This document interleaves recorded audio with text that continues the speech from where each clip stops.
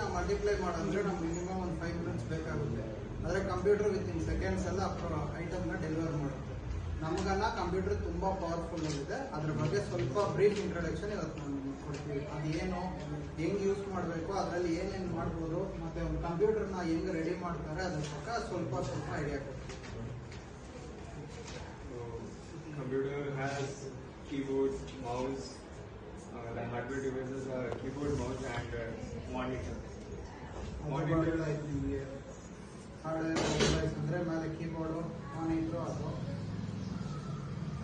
Monitor is nothing but it's similar to a TV.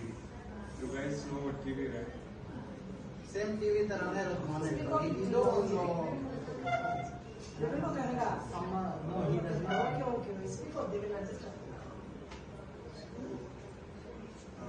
then keyboard is used to give the information to the computer as well as monitor.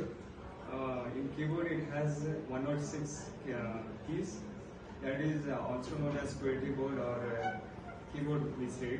So keyboard is used to put the information like numbers, digits as well as special characters.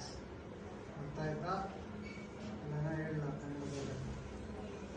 106 keys ಇರುತ್ತೆ ಕೀಬೋರ್ಡಲ್ಲಿ. ಅದು ಏನಕ್ಕೆ use ಆಗುತ್ತೆ ಅಂದರೆ, ಈಗ ಈ ಸಿಸ್ಟಮ್ಗೆ ನಮಗೆ ಇವಾಗ ಒಂದು ನೇಮ್ ಕೊಡ್ತೀವಿ. ಅರ್ಜುನ್ ಅಂತ ನೇಮ್ ಕೊಡಬೇಕಂದ್ರೆ ನಾವು ಬಾಯಲ್ಲಿ ಹೇಳ್ತೀವಿ. ಕಂಪ್ಯೂಟರ್ಗೆ ಅರ್ಥ ಆಗಬೇಕಂದ್ರೆ ಅದು ಕೀಬೋರ್ಡಲ್ಲಿ ನಾವು ARJN ಅಂತ ಟೈಪ್ ಮಾಡಿದ್ರೆ ಅದೊಂದು ಕೋಡ್ ಥರ ಟ್ರಾನ್ಸ್ಫರ್ ಮಾಡಿ ಅದಕ್ಕೆ ಇನ್ಪುಟ್ ಆಗಿ ಕೊಡುತ್ತೆ. ಆಗ ಅದು ಪ್ರೋಸೆಸ್ ಆಗಿ ಔಟ್ಪುಟ್ ಬರುತ್ತೆ.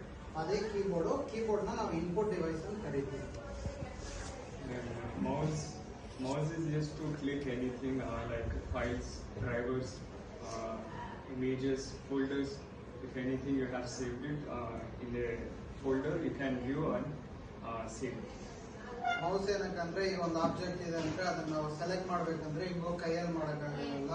ಅದಕ್ಕೆ ಕರ್ಸರ್ ಯೂಸ್ ಮಾಡಿ ಸೆಲೆಕ್ಟ್ ಮಾಡ್ತೀವಿ. ಮತ್ತೆ ಅದರಲ್ಲೂ ಸ್ವಲ್ಪ ಫಂಕ್ಷನ್ಸ್ ಮಾಡ್ಬೋದು. ರೈಟ್ ಕ್ಲಿಕ್ ಮಾಡಿ ರಿಫ್ರೆಶ್ ಮಾಡೋದು, ಬೇರೆ ಎಲ್ಲ ಸೆಲೆಕ್ಟ್ ಮಾಡೋಕ್ಕೆ ಡ್ರ್ಯಾಗ್ ಅಂಡ್ ಡ್ರಾಪ್, ಒಂದು ಜಾಗ ಇದನ್ನ ಅಲ್ಲಿಗೆ ಹೇಳ್ಕೊಂಡು ಹೋಗಿ ಬಿಡಕ್ಕೆ ಅದಕ್ಕೆಲ್ಲ ಯೂಸ್ ಮಾಡ್ತೀವಿ.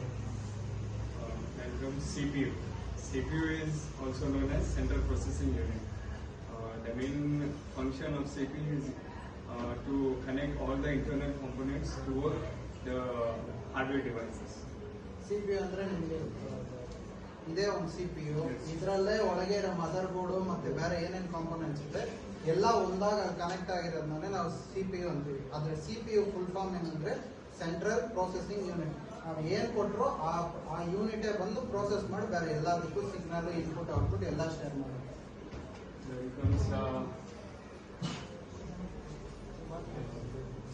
In CPU there is a motherboard. Motherboard is nothing but a circuit board. It's the main component of the CPU. You can show the computer parts for them one by one. Show the uses of it.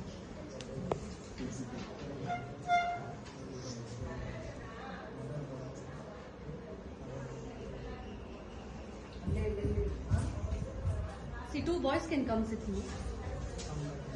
ಯಾರು explain ಮಾಡ್ತಿರೋದು? Computer class ಬರ್ತಾರಪ್ಪ, weekly once ಬರ್ತಾರೆ. ಎಲ್ಲ operate ಎಲ್ಲ ಮಾಡಕ್ ಗೊತ್ತು. 4th ಇಂದ 7th ವರೆಗೂ ಅಲ್ಲಿ ಕಂಪ್ಯೂಟರ್ ರೂಮ್ ಇದೆ. 10 ಇದೆ, ಸಿಸ್ಟಮ್ಸ್ ಇದೆ, ಅದರಲ್ಲಿ ಮಾಡ್ತಾರಪ್ಪ. ಅಲ್ಲಿಂದ ನಾವು ಮತ್ತೆ ಅದು ಹೆಂಗೆ ಸ್ವಲ್ಪ ಇನ್ಫಾರ್ಮೇಶನ್ ಇದೇ ಮದರ್ ಬೋರ್ಡು. ಇದರಲ್ಲಿ ಸಿಸ್ಟಮ್ ಒಳಗೆ ಈ ಬೋರ್ಡೇ ಮೇಯ್ನು. ಇದರಿಂದಾನೇ ಎಲ್ಲ ಪ್ರೋಸೆಸ್ ಆಗುತ್ತೆ. ಇದರಲ್ಲಿ ನಾವು ಇದೆಲ್ಲ ಇನ್ಪುಟ್ ಔಟ್ಪುಟ್ ಅಂತ ಕೊಡ್ತೀವಿ. ಕೀಬೋರ್ಡ್ ಕನೆಕ್ಟ್ ಮಾಡ್ತೀವಿ, ಸ್ಪೀಕರು ಮತ್ತೆ ಡಿಸ್ಪ್ಲೇ ಬರುತ್ತಲ್ಲ ಔಟ್ಪುಟ್, ಅದನ್ನ ಈ BGA ಕೇಬಲ್ ಇಲ್ಲ HDMI ಕೇಬಲ್ ಇಂದ ಕನೆಕ್ಟ್ ಮಾಡ್ಕೋಬಹುದು. This is the processor. Processor is used to process the information. Whatever the information you are passing, there is a processor will convert it from binary digits to from human language to binary digits. ಇದೇ process. ಈ pins ಇದೆಲ್ಲ ಈಗ ಒಂದೊಂದು ಪಿನ್ಗೂ ಒಂದೊಂದು purpose ಇರುತ್ತೆ. ನಾವು ಏನೇ ಕೊಟ್ಟರು ಅದು ಪ್ರೋಸೆಸ್ ಆಗಿ ಬರೋಕ್ಕೆ ಮೇಯ್ನು ನಮ್ಗೆ ಹೆಂಗೆ ಬ್ರೈನೋ ಅದೇ ಥರ ಪ್ರಾಸೆಸರ್ ಇನ್ನೊಂದು ಏನು ಬಂದ್ಬಿಟ್ಟು ಬ್ರೈನ್ ಆಫ್ ಕಂಪ್ಯೂಟರ್. ಪ್ರಾಸೆಸರ್ ಇಲ್ಲ ಅಂದರೆ ಕಂಪ್ಯೂಟರ್ ಏನೂ ಕೆಲಸ ಮಾಡಲ್ಲ.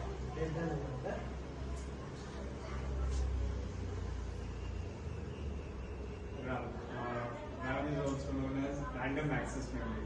You can access the data quickly as faster as ROM. RAM is costlier than ROM. Then RAM is used to store the data temporary. As the switch or the power goes, the RAM will, the data what you have stored in the RAM, it will lost. RAM ಅನ್ನೋದು ಒಂದು temporary memory. ಏನಂದ್ರೆ ಈಗ hard disk permanent ಅಲ್ಲಿ ಇರುತ್ತೆ, ಅದು ಬಂದು RAM ಅಲ್ಲಿ store ಆಗಿದೆ ನಮ್ಮ ಮಾನಿಟರ್ಗಾಗ್ಲಿ ಎಲ್ಲದನ್ನ ಒಂದು ಕಾಪಿ ಹೋಗುತ್ತೆ. ಫಸ್ಟ್ ರೀಸನ್ ನಮಗೆ ಬರಬೇಕಂದ್ರೆ ಮೇನ್ ರ್ಯಾಮ್ ಬೇಕು.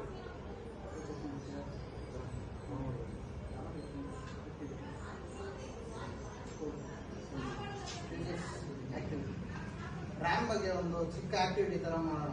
ಯಾರಾದ್ರೂ ಒಂದು 6 ಜನ ಬರ್ತೀರಾ? 6 ಮಕ್ಕಳು ಹೋಗಿ. ಒಂದು ಅರ್ಧ ಆಗಬೇಕಷ್ಟೇ. ಏನೋ ನಿಮ್ದು ಕ್ವಶನ್ ಎಲ್ಲ ಏನೋ ಕೇಳಲ್ಲ, ಜಸ್ಟ್ ಒಂದು ಡ್ರಾಮಾ ತರ ಮಾಡೋಣ. ಯಾರ 6 ಮೆಂಬರ್ಸ್ ಬನ್ನಿ. ಏನೋ ಮಾಡಲ್ಲ, ಬನ್ನಿ. ಹೋಗಿ ಧೈರ್ಯವಾಗಿ ಹೋಗಿ. ಬನ್ನಿ ಬನ್ನಿ. ನಿಮ್ಗೆ ಇಷ್ಟ ಆಗುತ್ತೆ ನೋಡಿ. 4 ಜನ ಬಂದಿದ್ದಾರೆ.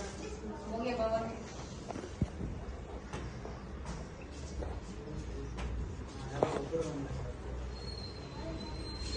ನೀವು ಸ್ವಲ್ಪ ಹಿಂದೆ ಬನ್ನಿ. ಇಲ್ಲಿ ಹೆಣ್ಮಕ್ಳು ಸ್ವಲ್ಪ ಹಿಂದೆ ಬನ್ನಿ. ಸ್ವಲ್ಪ ಹಿಂದೆ ಬಂದ್ಬಿಡಿ, ಜಾಗ ಇದೆ, ಹಿಂದೆ ಬನ್ನಿ. ಹಿಂದೆ ಬನ್ನಿ. ಬನ್ನಿ ಬಾ, ಹಿಂದೆ ಬನ್ನಿ. ಒಂದು 2 ಅವರ್ಸ್ ಬೇಕು. ಸರ್ ನಿಮ್ಗೆ ಎಷ್ಟು ನಿಮಿಷ ಬೇಕು? ಒಂದು 10 ನಿಮಿಷ ಅಂತ ಕಾಣುತ್ತಲ್ಲ. ಅಲ್ಲ ಅವ್ರು ಪಾಪ 2 ಅವರ್ಸ್ ಅಂತ ನೀವು ಕುತ್ಕೋಬೇಕಲ್ಲ. ಬೇಕಾದ್ರೆ ನೀವು ಮುಗಿಸ್ಬಿಟ್ರೆ ಅವ್ರು ಹೋಗ್ತಾರೆ. ಅಂಗನವಾಡಿ ಮಕ್ಕಳು ಏನು ಅರ್ಥ ಆಗಲ್ಲ, ಆವು ಬರಲ್ಲ ಅವ್ರಿಗೆ. ಇಷ್ಟಿಷ್ಟೇ ಇದಾರೆ, ತುಂಬಾ ಕಷ್ಟ ಅವ್ರನ್ನ ಮೇಂಟೈನ್ ಮಾಡೋದು. ಇಲ್ಲೇ ಸರ್, ಅಲ್ಲಿ ಬೇಡ, ಇಷ್ಟಿಷ್ಟೇ ಇದ್ದಾರೆ ಅವರು.